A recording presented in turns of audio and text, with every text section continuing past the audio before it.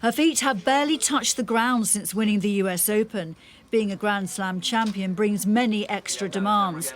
But for Emma Raducanu, her life really changed after Wimbledon.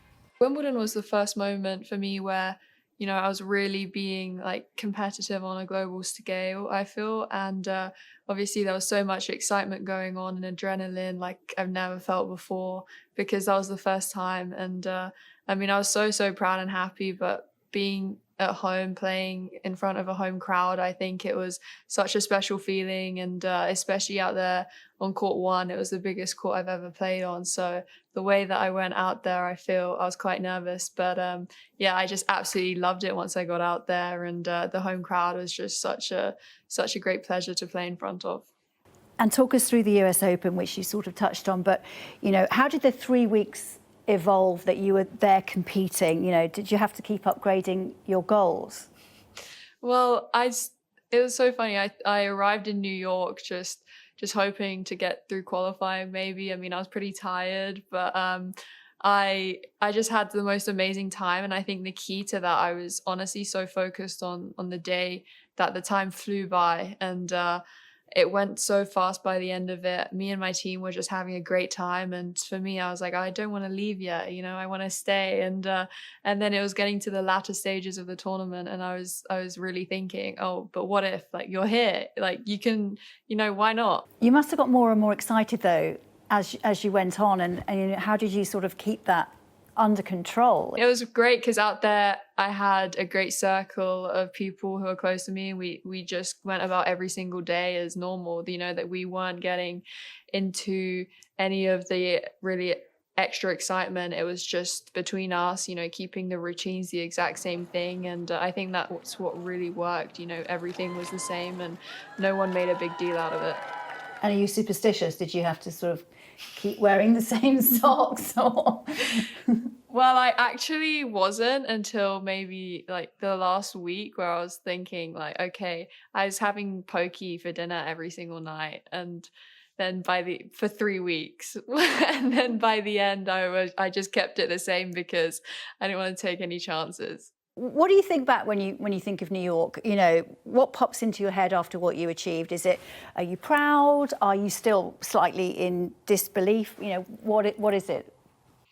Yeah, I think the best memories I have of New York is just of the amount of fun I had out there. And I definitely felt like I faced my own sort of obstacles and the way I overcame those. And for example, the first time I stepped out onto ash, I was quite nervous, and I didn't realize until I really started, I got off to a slow start. But then the way that I overcame that, and by the end I was completely thriving out there in front of so many people. You can't win every match as a tennis player.